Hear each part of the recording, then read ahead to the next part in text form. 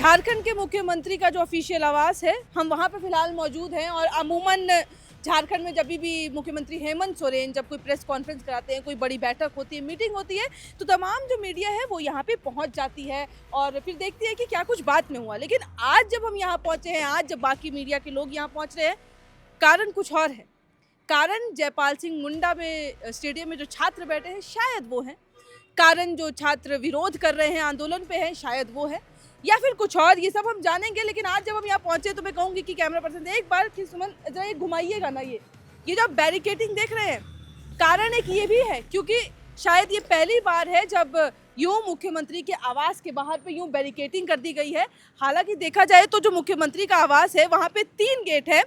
अब तीनों गेट से एक ऑफिशियल जहाँ पे बैठकें प्रेस कॉन्फ्रेंस होती है वहाँ से एंट्री वाला एक गेट है, एक जहाँ से वो रहते हैं जब जाते हैं तो वो वाला गेट है, दूसरा एक सेंटर वाला गेट है। अब यहाँ पे थोड़े फोर्सेस कम हैं क्योंकि यहाँ पे ऑफिशियल मीटिंग्स जो होती है, लेकिन अब आप रोड पे देखेंगे तो ये जो स्टार्टिंग पॉइंट है वहाँ से लेके ये बैरिकेटिंग एंड पॉइंट तक ये बैरिकेटिंग कर दी गई है।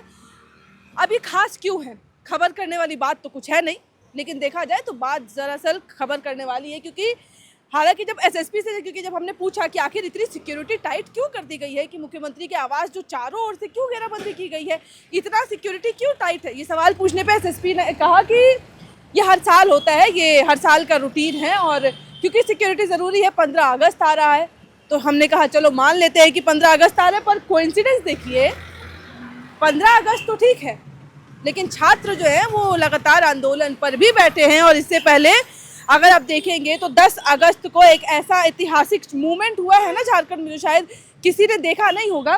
फिलहाल हम उस पर भी जाएंगे, लेकिन ये देखिए ये जो बाउंड्री है ये सीएम आवास के पूरे बाउंड्री जो है वही है, ये वॉल है और इसके जो ऑपोजिट साइड पे है वो घेराबंदी है। फिलहाल तो वन वे किया हुआ था, अब तो फिर भी थोड़ा सा राहत दिया गया है क्योंकि काफ़ी ज़्यादा जाम हो रहा था। लेकिन अब आप सिक्योरिटी देखेंगे यहाँ पे तमाम जो है ये जो है ना वो SIRB की फोर्सेस हैं जो लगा दी गई हैं। ये एक एंट्रेंस है, एक गेट है जहाँ पे मैं आपको लेके जाऊँगी। अब ये बैरिकेटिंग भी आम है, कुछ खास नहीं है, नॉर्मल ही है, ऐसा कुछ नहीं कि कोई फांग नहीं सकता।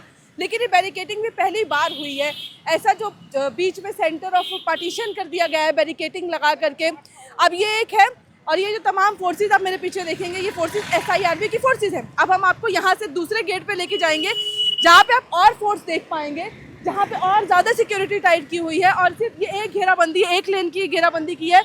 अब आपको ऑपोजिट साइड लेके जाएंगे तो वहाँ से पूरा रोड जो है वो बीच से बंद कर दिया गया है ताकि कोई आ जा ना सके। और वो सेंटर में सीएम आवास का जो मेन एंट्रेंस है वो है। और उसके अलावा जब हमने स्टार्टिंग पॉइंट जो दिखाया था वहाँ के विजुअल्स भी आप देखेंगे तो वहाँ पे भी सिक्योरिटी टाइट कर दी गई है, घेराबंदी वहाँ से शुरू है।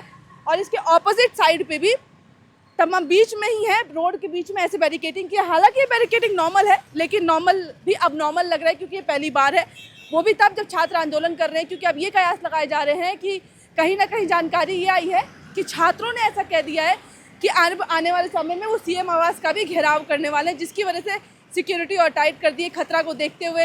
हालांकि जब हमने छात्रों से पूछा तो छात्र कहते हैं हम कोई उग्रवादी हैं, आतंकवादी थोड़ी ना है जो इस तरीके से घेराबंदी की है। लेकिन चलिए आपको दूसरे साइड लेके चलते हैं और वहाँ का दिखाते हैं कि किस तरीके से वहाँ की बैरिकेटिंग की गई है, सो दैट आप और समझ पाएंगे कि ये इतना ज़्यादा बात क्यों किया जा रहा है इसको लेकर। So this is the another barricading जहाँ से जाना देख सकते हैं फिलहाल। और ये बीच जो है वो पार्टीशन कर दिया गया है इस बैरिकेटिंग के थ्रू भी। इस साइड भी हमारे फोर्सेज जो हैं वो तैनात की गई हैं। और यहाँ से अगर मैं कहूँगी कैमरा पर्सन अगर दिखा सके तो उस साइड भी जो है बैरिकेटिंग के उस साइड भी जो फोर्सेस तैनात कर दी गई है। इससे पहले जो थे हम उस वाले गेट के पास पे थे, उस वाले एंट्री पॉइंट के पास जहाँ पे आप बैरिकेटिंग देख सकते हैं, वहाँ पे भी बैरिकेटिंग है और वहाँ पे भी फोर्सेस तैनात की हुई हैं। और फिलहाल ये वाला एरिया है, ये दिखाने का मकसद सिर्फ इतना है कि सीएम का जो आवास है, जो मुख्यमंत्री का आवास है, उसको चारों ओर से घेराबंदी की गई है। तमाम जो पुलिस फोर्सेस हैं, सुरक्षा बल हैं, वो तैनात कर दिए गए हैं। और वजह सिर्फ यही बताई जा रही है कि शायद जो आंदोलन चल रहा है छात्रों का, क्योंकि छात्रों ने अभी 10 अगस्त को विधानसभा घेराव किया था जिसमें आपने देखा खबरें काफ़ी लाठीचार्ज तक करना पड़ गया था क्योंकि सुबह से लेकर 11 बजे तक जब उन्होंने शुरू किया था चलना, विधानसभा पहुंच के ही वो लोग माने थे। और विधानसभा पहुंचने के बाद भी वो देर शाम तक वहां बैठे रहे और उनको हटाने के लिए बीच में वाटर कैनन तक चलाया गया, टीयर गैस के जो आंसू जो गैस कहते हैं वो गोले भी दागे गए थे ताकि वो हट सके, लेकिन छात्र हटे नहीं। जिसके बाद इतना पूरा सिचुएशन ऐसा हो गया था केओटिक कि फिर लाठीचार्ज एक लास्ट ऑप्शन रह गया था और लाठीचार्ज करना पड़ा छात्र ताकि वहाँ से भाग सके, जा सके, और छात्रों को वहाँ से हटा दिया गया। और अब 10 तारीख के बाद आज 13 तारीख है, 3 दिन बाद, और 13 के बाद 2 दिन बाद 15 अगस्त को इंडिपेंडेंस डे है। जो नॉर्मल सिक्योरिटी होती है वो उस दिन के लिए होती है, तैयारी की जाती है। लेकिन ये जो बैरिकेडिंग है वो फर्स्ट टाइम की जा रही है, क्योंकि इससे पहले नहीं किया गया था, कभी ऐसी तैयारी नहीं की गई थी, कभी इतनी ज़्यादा सिक्योरिटी नहीं तैनात की गई थी। और इसलिए कहा जा रहा है कि ये शायद आंदोलन जो चल रहा है छात्रों का उसके कारण है, क्योंकि कहीं ना कहीं जब हम छात्रों के पास उनके कैंप में भी गए थे, हमने उनसे भी बातचीत करने की कोशिश की, तो उन्होंने भी कहा कि हाँ, दे आर प्लानिंग कि वो लोग सीएम आवास का घेराव करेंगे, but they don't know when, क्योंकि अभी डिसाइड नहीं किया गया है डेट। संभवतः आज रात तक शायद वो इस डेट का भी जो है वो ऐलान कर देंगे कि हाँ, वो सीएम आवास का कब घेराव करने जा रहे हैं। शायद ये कयास लगाए जा रहे हैं कि शायद 15 अगस्त यानी कि 16 तारीख हो सकता है, 17 तारीख हो सकता है, और इन बिटवीन जो है वो सीएम आवास का घेराव करेंगे, क्योंकि उनकी मांगें अभी तक पूरी नहीं की गई हैं। और उन मांगों को, और अब उसके बीच में जब ये ऐसा चीज़ होता है तो उसको उसी से जोड़ा जा रहा है, लिंकअप ही किया जा रहा है कि ये बेसिकली आंदोलन की वजह से ही किया जा रहा है, कि कहीं ना कहीं कि कई छात्र जो है वो फिर से सीएम आवास का घेराव करें। और जिस तरीके से विधानसभा घेराव था उसके बाद डर जायज़ भी है, क्योंकि वो घेराव बहुत ज़्यादा था, इतनी मात्रा में शायद छात्र आएंगे किसी ने उम्मीद नहीं की थी, और इस तरीके से चीज़ें होंगी, घटनाक्रम इस तरीके से चेंज होता जाएगा, ये भी किसी ने उम्मीद नहीं की थी। उसके बाद ये भी लाजमी है, ये भी ज़रूरत है। सोचिए, आप मुख्यमंत्री हैं और आपको इतनी सिक्योरिटी की ज़रूरत पड़ रही है, किससे? उन बच्चों से, उन छात्रों से जो अपनी मांग रख रहे हैं, जो आंदोलन कर रहे हैं। हालांकि छात्र भी ये कहते हैं कि क्या हम आतंकवादी हैं, हमसे डरने की ज़रूरत क्या है, हम तो खुद कहते हैं कि संवाद करिए। और वो एक लाइन है कि बात करने से बात बनती है, और इस बीच में ये वाली लाइन के साथ ही डेलीगेशन बनाया गया ताकि छात्रों और इनके बीच में सरकार की ओर जो है वो बातचीत हो सके।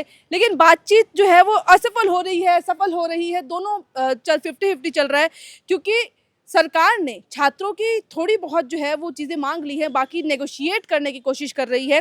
क्योंकि जो सीबीआई जांच की मांग थी और ईडी की जो जांच की मांग की जा रही थी, उस बीच उन्होंने कहा कि हम सीआईडी जांच के साथ ईडी जांच जो है वो कराने को रेडी है, हम इस फैसले पे आते हैं, लेकिन सीबीआई जांच नहीं होगी। आपने 14 जेपीएससी रद्द करने की बात की, हम वो रद्द करते हैं, लेकिन सीजीएल रद्द नहीं होगा, जिसकी नियुक्तियां क्योंकि हो चुकी हैं। तो जो तमाम पेच है वो यहीं लगातार फंस रहे हैं, जिसकी वजह से छात्रों का आंदोलन अभी भी जारी है। इतना लाठीचार्ज हुआ, छात्र इतना पिटाए हैं, कसम से बोल रहे, इतना ज़्यादा उनको चोटें आई हैं, घायल बैठे हैं, लेकिन वहाँ से हटने का नाम नहीं ले रहे हैं।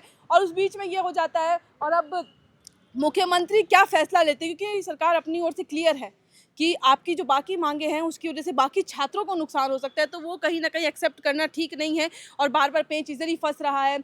और मुख्यमंत्री होने के नाते झारखंड के शीर्ष पद पे आप बैठे हैं, तो सिक्योरिटी उसी को देखते हुए ज़्यादा टाइट कर दी कि कहीं इन केस छात्र अगर उग्र हो गए, छात्र अगर वायलेंस करने लगे, उसी दिन की तरह लाठीचार्ज हो जाए, तो शायद वो स्थिति ठीक नहीं होगी, शायद वो स्थिति कोई चाहता नहीं है, और शायद वो स्थिति छात्र भी नहीं चाहते हैं। मुख्यमंत्री क्या, छात्र भी नहीं चाहेंगे। लेकिन हाँ, मैं अगर मुख्यमंत्री आवास के पास खड़ी हूँ, मैं चारों गेट पे घूमी हूँ, तो मैं एक अपील ज़रूर करना चाहूँगी कि अगर पेच फंस रहा है तो शायद अब वक्त है कि डायरेक्ट जो है वो कॉन्वर्जेशन की जाए छात्रों के साथ। क्योंकि अगर डेलीगेशन बना के देख लिया, छात्रों की ओर से डेलीगेशन आ गया, तमाम बातचीत हो गई, फिर भी बात नहीं पत रही, तो आखिरकार ये आंदोलन कितना बढ़ेगा? सोचने की बात है। आखिरकार वो छात्र जो अनशन पे बैठे हैं वो कब तक बैठेंगे? 4 छात्र अनशन पे थे, जिनमें से 2 की तबीयत इतनी ज़्यादा ख़राब हो गई है कि उनका जो ट्रीटमेंट है वो सदर अस्पताल में चल रहा है।